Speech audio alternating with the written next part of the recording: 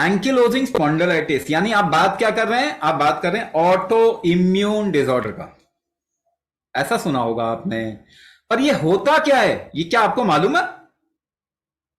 तो बहुत आसान शब्दों में आपको समझा रहा हूं, आप पहले समझ जाइए। देखिए, जरूरी है कि आप चीजों को समझें, उसके बाद ही कोई एक्शन ले सकते हैं। तो आप नहीं समझते तो आपको कोई भी धोखे में रख सकता है, कुछ भी बता सकता है, कैसा भी बता सकता है।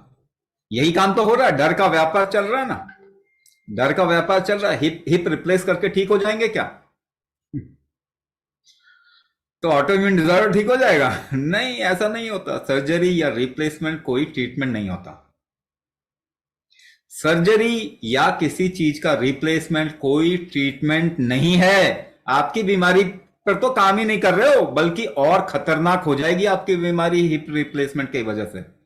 क्यों? क्योंकि आपको स्टेरॉइड दिया जाएगा लंबे समय तक, वो आपकी इम्यूनिटी को खत्म कर देगा, और आपको एक प्रॉब्लम जो है या दो तीन प्रॉब्लम जो है वो 8-10 प्रॉब्लम में बदल जाएंगी। तो ऑटो इम्यून डिसऑर्डर होता क्या है? आपका शरीर दो तरीके से काम करता है। देखिए, बहुत सिंपल टर्म से समझिए, आप ही अपने घर के रूप में समझिए, है ना। आपका शरीर आपका घर है, तो अगर फूड, अगर कोई अच्छी चीज आएगी तो आप उसको यूज करेंगे, अगर कोई गलत चीज आएगी तो बाहर निकालेंगे। यही दो काम करेंगे ना। तो जो इस्तेमाल करेंगे उसको मेटाबॉलिक रिस्पॉन्स कहते हैं, जो खतरा आ गया बाहर निकालेंगे उसको इम्यून रिस्पॉन्स कहते हैं। दोबारा से बोल रहा हूं, कोई अच्छी चीज आएगी, आ गई आपके शरीर में, तो आप उसको इस्तेमाल करेंगे। कोई गलत चीज आई तो उसे निकालेंगे। यही दो काम तो करेगा शरीर, यही करेंगे ना, आप भी करेंगे। तो अच्छी चीज आई, इस्तेमाल करेंगे, मगर दवाई आई, केमिकल आया, प्रोसेस्ड फूड आया, हाइब्रिड जेनेटिकली मॉडिफाइड फूड आया, तो वो खतरा है आपके लिए। हवा के जरिए कोई गलत चीज आई, खतरा है आपके लिए। तो आप क्या करते हैं, जो भी कुछ डाल रहे हैं उसमें ज्यादातर टाइम शरीर उसको खतरे के रूप में ले रहा है, चाहे आप फूड ही क्यों नहीं डाल रहे हो। आप प्रोसेस फूड भी डालते हैं ना, तो भी शरीर उसको खतरे के रूप में ही लेता है। तो बार बार इम्यून सिस्टम बढ़ रहा है ना, खतरा आएगा तो इम्यून सिस्टम को बढ़ा देगा, इम्यून रिस्पॉन्स बढ़ेगा। मगर जीने के लिए तो मेटाबॉलिज्म चाहिए ना। ये दोनों ऐसे काम करते हैं, एक बढ़ेगा दूसरा कम होगा, दूसरा बढ़ेगा एक कम होगा। तो इम्यूनिटी या इम्यून सिस्टम बढ़ा रहेगा तो मेटाबॉलिज्म आपका वीक रहेगा, यानी शरीर में जीने के काम जो हो रहे हैं, उसको बनाने के काम वो कम होंगे। इसलिए डी जनरेशन हर एक को होगा। अब ये बार बार उठ रहा है क्योंकि आप बार बार कुछ खतरा डाल रहे हो। अपना ट्रीटमेंट करने के लिए भी आप दवाई का इस्तेमाल कर रहे हो, उससे जो प्रॉब्लम आएगी उसको ट्रीट करने के लिए दूसरी दवाई का इस्तेमाल करेंगे। मैंने ऐसे लोग देखे हैं जो 16-16 गोलियां खाते हैं, और ऑब्वियसली वो जी तो पाएंगे नहीं, तो वो टाइम से पहले निकल गए। मगर उसका दोष किसी और चीज पे डाल दिया जाता है कि भाई ये तो कमजोर था। कमजोर हुआ क्यों, ये तो कोई बोल ही नहीं रहा। तो ये बार बार इम्यूनिटी आपकी उठ रही है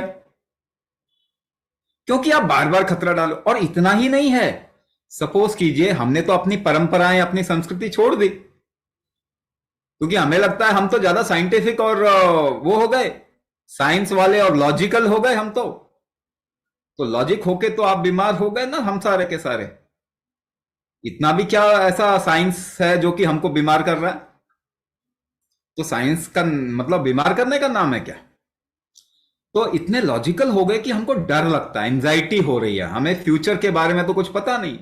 पहले हमारे इन सब चीजों के लिए हमने एक सिस्टम बनाया हुआ था, एक इष्ट धारण करते थे, गुरु धारण करते थे, जिसके भरोसे में हम फ्यूचर में कदम रखते थे, आगे बढ़ते थे।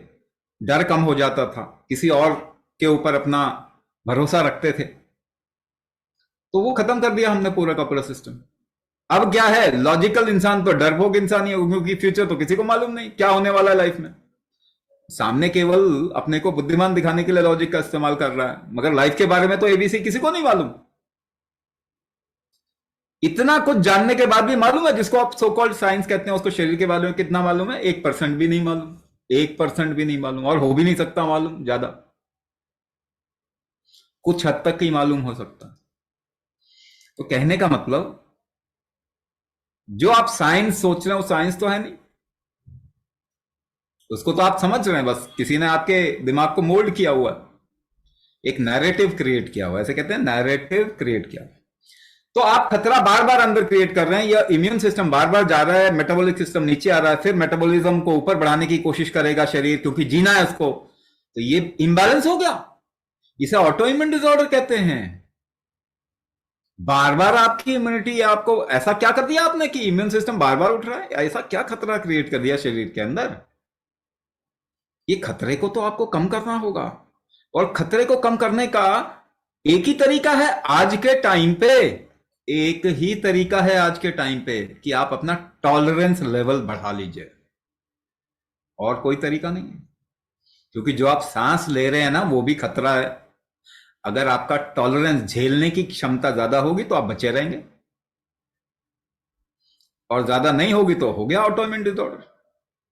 एंजाइटी अटैक्स आएंगे, एड्रिनल फटीग होगा, एड्रिनल ओवर एक्टिविटी होगी, हाइपोथैलेमिक इन्फ्लेमेशन होगा, इसे कहते हैं पिट्यूटरी हाइपोथैलेमस एक्सिस का जो है वो काम ठीक से रिदम में नहीं रहेगा, बहुत सारी प्रॉब्लम आएंगी। अब ये शब्द मैं बोल के क्या फायदा आपको, बताओ। ऐसे ऐसे अंग्रेजी वाले शब्द बोल के आज तक तो कोई ठीक नहीं हुआ। ये ग्रीको रोमन शब्द आपको सुना देते हैं, गूगल देखोगे वही मिलेगा। ऑटो इम्यून डिसऑर्डर बोल के ऑटो इम्यून डिसऑर्डर ठीक हुआ क्या किसी का? एक एग्जाम्पल बता दिए 100 साल में दवाई खा के ठीक हुआ किसी का ऑटो इम्यून डिसऑर्डर? किसी का तो नहीं हुआ, बढ़ गया, बल्कि और खराब स्थिति हो गई। तो हिप रिप्लेसमेंट कराने, ये कोई ट्रीटमेंट नहीं है। अगर बहुत जरूरी है तो करवा लीजिए फिर, लेकिन वो रिप्लेसमेंट करवाने के बाद भी तो आपको अपना ऑटोइम्यून डिसऑर्डर ठीक करना होगा, ताकि फर्दर डैमेज से आप थोड़ा बच सकें। जो ट्रीटमेंट होगा उसी का डैमेज इतना हो जाएगा बॉडी में, वो कैसे करेंगे? जब तक कि आप अपने बॉडी का होम्योस्टैसिस कहते हैं, बैलेंसिंग मैकेनिज्म को स्ट्रांग नहीं करेंगे, तब तक ये ठीक नहीं होगा।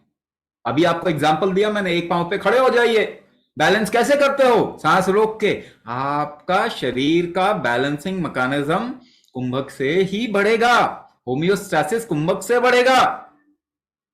उसके बाद आप हिप रिप्लेसमेंट करवाओ या नहीं करवाओ, कुछ समय तो दे दो अपने शरीर को, इस लायक तो बना दो कि वो ऑपरेशन के थ्रू गुजर सके और उसको नुकसान नहीं हो। तो अपने शरीर को कुछ टाइम दीजिए, 6 महीने का कम से कम टाइम दीजिए, अपने शरीर पे काम कीजिए। अगर ऐसा चांस है कि आपको सर्जरी की जरूरत ही नहीं पड़ेगी, आपको इतना आराम मिल जाएगा कि फिर आप सोचेंगे चलो 6 महीने में मुझे इतना इंप्रूवमेंट है तो और 6 महीने देते हैं टाइम, और 1 साल 1.5 साल के अंदर आपको पक्का विश्वास ही हो जाएगा कि मुझे सर्जरी की जरूरत नहीं, क्योंकि आपको इतना आराम मिल जाएगा, कोई प्रॉब्लम नहीं है। तो आपका प्रोग्नोसिस यानी जीवन, आगे का जीवन बहुत सुधर सकता है अगर आप ये मौका दें, शरीर को एम्पावर करें। और अगर गुजरते भी हैं ऑपरेशन के, तो हिप रिप्लेसमेंट करवाया भी है, तो पर भी आपके शरीर में जो दवाइयों की वजह से एडवर्स ड्रग रिएक्शन होगा, जो सर्जरी की वजह से जो इम्बैलेंसेस होंगे आपके शरीर में, उसको आप दोबारा से बैलेंस कर पाएंगे, अलाइनमेंट ठीक कर पाएंगे अपना, उसके साथ में अपने आप को थोड़ा कंफर्टेबल रख पाएंगे। ये जरूर कीजिए, ये सबसे जरूरी काम है।